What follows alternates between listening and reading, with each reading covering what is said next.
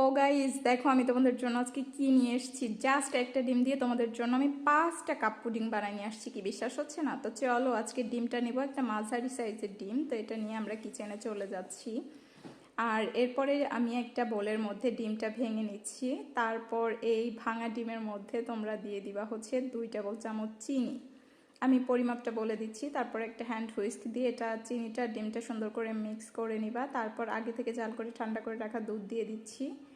250 গ্রাম দুধ ছিল। তারপর একটু ভ্যানিলা এসেন্স দিয়ে এখন এটা আমি একটা ছাঁকনি দিয়ে সুন্দর করে ছেঁকে নিচ্ছি।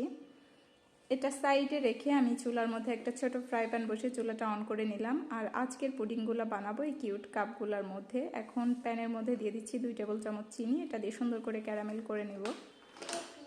তো ক্যারামেলটা হয়ে গেছে, আর বেশি পোড়াবো না, তাহলে কালো হয়ে যাবে, তিতা হয়ে যাবে। তো এখন প্রতিটা মোল্ডে আমি ক্যারামেলটা সেট করে নিব। এর জন্য ক্যারামেলটা দিয়ে দিচ্ছি। তো আমার ক্যারামেল একটু বেঁচে গেছে, তো আরও একটা কাপ নিয়ে আসলাম। তো এটার মধ্যে এটা দিয়ে দিচ্ছি। তো এখন আমি সবগুলোর মধ্যে মিশ্রণটা ঢেলে দিচ্ছি, দুধ ডিমের মিশ্রণটা। আসলে আমার ইচ্ছাই ছিল না যে, মানে আমি জানতামই না যে 5টা পুডিং হবে। আমার মানে জানা মতে ছিল 4টাই হবে। তো যাই হোক হয়ে গেছে। এখন প্রত্যেকটার মুখ সিল করে নিলাম।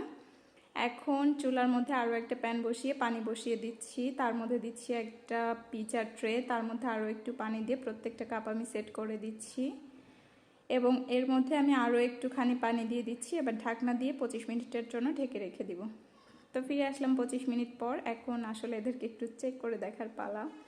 আমি চুলাটা অফও করে দিয়েছি। তো এখন টুথপিক দিয়ে আমি দেখে নিচ্ছি হয়েছে কিনা।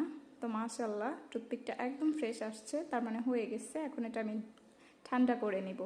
তো ঠান্ডা করে আমি নিয়ে চলে আসলাম। এখন এগুলাকে আসলে আনমোল্ড করব, দেখবো যে আসলে ওরা কতটুকু পারফেক্ট হয়েছে। তো বিসমিল্লাহ বলে প্রথমটা শুরু করি।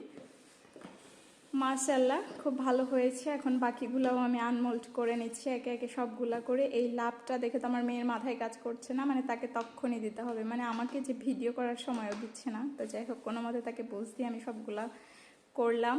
এখন সবগুলা একত্রে করে আসলে আমি একটু ভিডিও করব। তো এই যে 5টা, আমার একটা ডিম দিয়ে 5টা কাপ পুডিং। একেবারে ছোট হয়নি কিন্তু। যাই হোক এখন আমার মেয়েকে ঠান্ডা করার পালা, এটা ওকে দিয়ে নেই। তো এই যে দেখুন ভেতরটা কত সুন্দর হয়েছে, মানে একদম পারফেক্ট।